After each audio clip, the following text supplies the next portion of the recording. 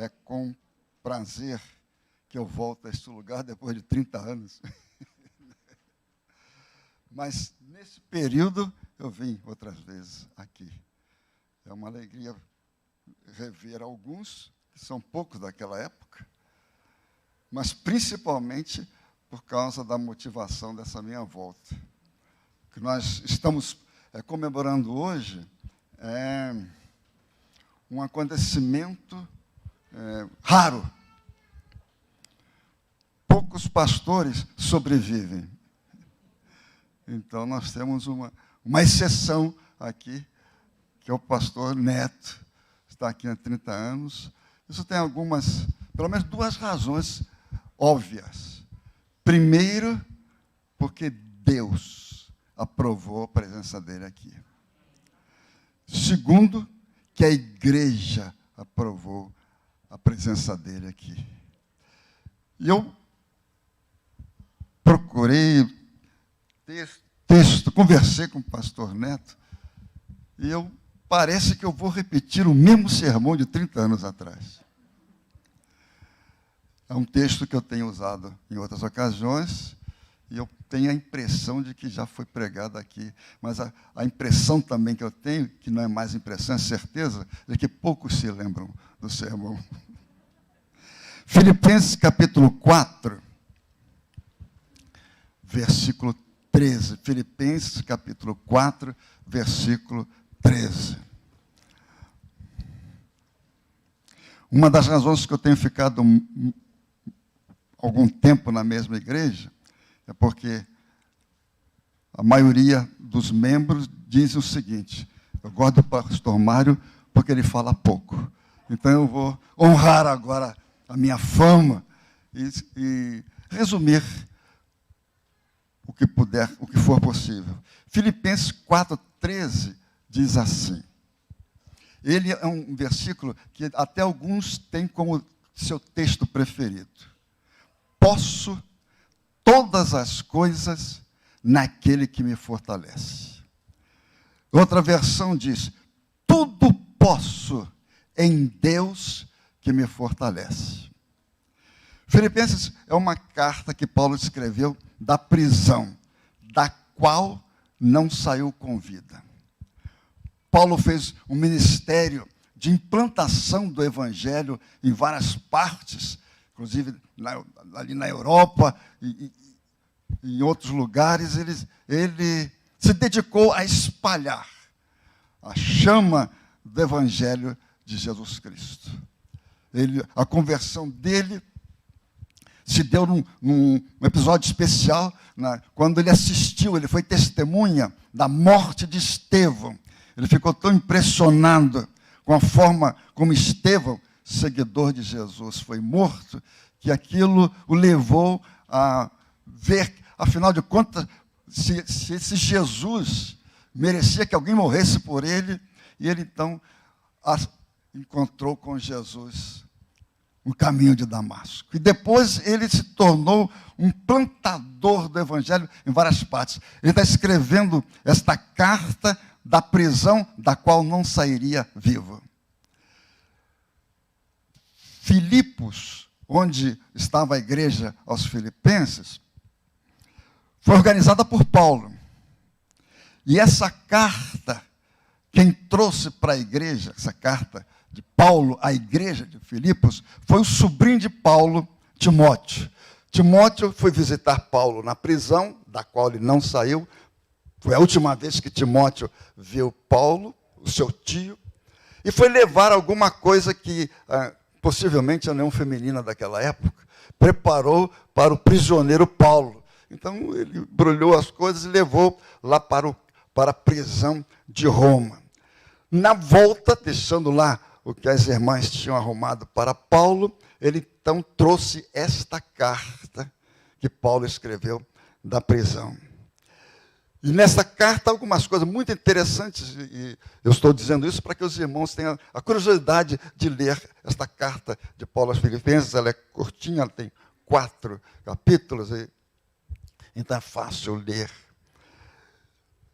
E nessa carta, Paulo chega a certa altura, já encaminhando para o final da carta, ele então faz essa declaração de que ele resistiu, ele passou por tempestade no mar, foi perseguido pela religiosidade judaica da época, foi preso, foi açoitado algumas vezes, sabia ele, tinha consciência de que não sairia mais da prisão, então escreveu esta carta ao receber as ofertas que vieram desta igreja. E ele inclui nesta carta este versículo, que interessante, me chamou a atenção. Não foi no início do meu ministério. Na primeira vez que eu vim pastorear em São Caetano do Sul, foram 3 vezes, que eu vim, voltei para o interior, aí Vila Gete me chamou, eu voltei para Vila Gete, fiquei mais um tempo, voltei para o interior, aí eles foram, me chamaram de novo, aí eu disse, mas dessa vez eu não vou voltar mais não, vou ficar por aqui mesmo. E esse texto, quem me chamou a atenção foi prefeito Luiz Olinto Tortorello. Não sei se alguém aqui já ouviu falar desse nome. Ele foi um dos prefeitos de São Caetano do Sul, foi o prefeito que eu encontrei aqui quando vim do interior. Cheguei, ele ligou e disse, o senhor que é o pastor Mário? Eu falei, senhor, eu gostaria de conversar com o senhor, porque o meu irmão, que se chamava José Tortorello, e morava em Araraquara, ele fala muito bem do senhor. Então, eu queria conhecê-lo. E eu conheci o José Tortorello, ele não era crente. Eu conheci porque nós trabalhamos juntos no mesmo colégio. Então, ele dava aula de português, e eu ministrava uma matéria a mais fácil que todo mundo gosta, que era matemática. Então, ele queria saber notícias do irmão e tal, e eu fui conversar com ele. Quando eu entrei no gabinete do prefeito, ele disse assim, pastor, me explica esse texto, o que ele significa. Aí ele abriu a Bíblia que ele tinha lá, era uma Bíblia católica, e estava lá, posso todas as coisas naquele que me fortalece. O que significa isso? Foi a primeira vez que eu preguei sobre esse texto. Foi quando o prefeito me solicitou que pregasse. De lá para cá, tenho conversado com um grupo a respeito desse texto. O meu sermão é simples e rápido. Vai levar menos tempo do que eu gastei até aqui. Posso todas as coisas no Deus que me fortalece. Há pelo menos 3 coisas que eu e você, como crentes em Jesus Cristo, podemos, só por causa do Deus que nos fortalece. O que eu posso com Deus em Deus? Eu posso resistir. Há muita gente que desiste facilmente, mas há um grupo de pessoas que nunca desistem. Eles se chamam crentes em Jesus Cristo. Eu e você e todo cristão autêntico em qualquer parte do mundo consegue resistir. Em qualquer circunstância, em todas as circunstâncias. Algum tempo atrás, a primeira secretária que eu tive na Vila Gerte, Marilane Rodrigues, ela ganhou de presente, se não me engano foi do Tortorello, uma viagem a Cuba. Aí ela foi, e quando voltou, ela chegou no gabinete e começou a contar o que ela viu em Cuba.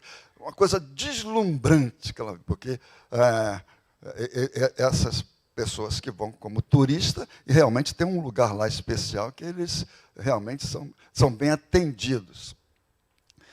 E eu fiquei curioso com o que ela descreveu. Eu falei, e as igrejas, como é que são? Não vi nenhuma igreja. Eu falei, precisa ter uma igreja batista em Cuba. E eu resolvi, então, ver como é que faz para ter uma igreja em Cuba, e fui. eu cheguei numa segunda-feira, eles me prenderam na terça. Fiquei de 8 horas até as 8 horas da manhã até as 5 da tarde, sendo interrogado. Eu falei, não vou sair daqui. A forma como eles conduziam. E, de repente, o sargento que estava me interrogando, depois de 10, 12 horas, ele virou para mim, aí que eu vi que ele tinha dente de ouro. Ele deu um sorriso. Hermano brasileiro, usted es muito bem-vindo aqui. Eu falei, eu estou vendo mesmo que eu sou bem-vindo. A embaixada brasileira soube que tinha havido esse incidente, fez contato com a autoridade lá, e naquela época o governo brasileiro era militar, os militares tinham tomado o governo aqui e souberam que havia um brasileiro lá, e militar não deixa as coisas meio baratas, né? Então, eles vão em cima e resolveram acionar, mas não foi só eles que acionaram. Naquela manhã, 2 irmãs da igreja, a irmã Francisca, lembra da outra? A irmã Lala Rodrigues. Elas se comunicaram e uma disse para outra, olha, eu não sei, mas a impressão que eu tenho é que tem alguma coisa acontecendo com o pastor Mário que não está muito certo. Vamos orar por ele? Elas foram para a igreja e ficaram o tempo todo, às 12 horas que eu estava preso, elas estavam orando para que Deus me soltasse. E aconteceu que realmente aconteceu, e fiquei lá, preguei. A prisão se deu que eu cheguei na segunda-feira, na terça-feira, eu fui dirigir uma casa lá de um crente. E foi por causa dessa reunião que eu tive lá, ficou super lotado em volta, muita gente assistindo, e eles agarrados na janela do lado de fora para poder ouvir, e houve várias decisões. Por causa daquela reunião é que eles me levaram para a prisão. Mas o que eu quero dizer, irmãos, que com Deus nós podemos. O que está acontecendo aqui é porque tudo pode. Sob a bênção de Deus, sob a proteção de Deus, sob o consentimento de Deus. Eu quero deixar, para terminar, 3 aspectos dessa possibilidade exclusiva do crente com o seu Deus. Primeiro, eu posso resistir. Você não precisa desanimar. Essa eu não aguento. Aguenta. Isso não pode. Eu não posso. Pode. Com Deus, eu posso resistir. Deus está presente nos mínimos detalhes. Eu posso resistir à tentação e posso vencer o tentador. Só por Deus. Paulo, então, agradece a oferta que ele recebe da igreja que ele organizou na cidade de Filipos e dá esta mensagem de ânimo, que é possível, e eles estavam sofrendo também naquela época perseguição. É possível resistir. Eu quero, irmãos, deixar 3 coisas que eu e você só podemos com Deus, ou melhor, sempre podemos com Deus. Nós podemos resistir, e com essas 3 coisas eu termino. Nós podemos resistir, nós podemos vencer, e terceiro, para mim, é o mais importante, nós podemos recomeçar tudo de novo. Não há nada perdido para o cristão, independente de onde ele esteja, independente do lugar, independente da situação, nós podemos resistir, podemos vencer e podemos recomeçar. E aí tem uma série de heróis bíblicos que tiveram essas experiência de resistir, de vencer até quando foram mortos e de recomeçar. E eu conheço pessoas que resistiram, que recomeçaram e que venceram. O pastor Neto e esta igreja são mais do que vencedores. Em Cristo que nos amou. Amém.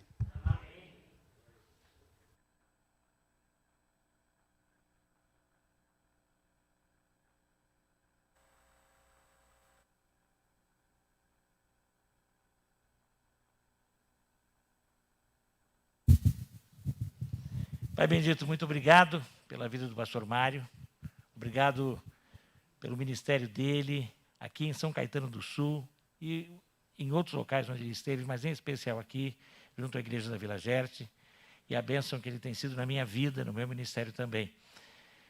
Continue, Senhor, a abençoá-lo, abençoar aquela igreja, abençoar a sua família sempre. E eu sei que em Cristo Jesus ele tem podido e continuará podendo todas as coisas, como nós também, como igreja do Senhor. Como filhos teus, podemos sempre, Pai, porque o Senhor nos fortalece. Amém. Em nome de Jesus, amém. Ao Senhor toda a honra e toda a glória.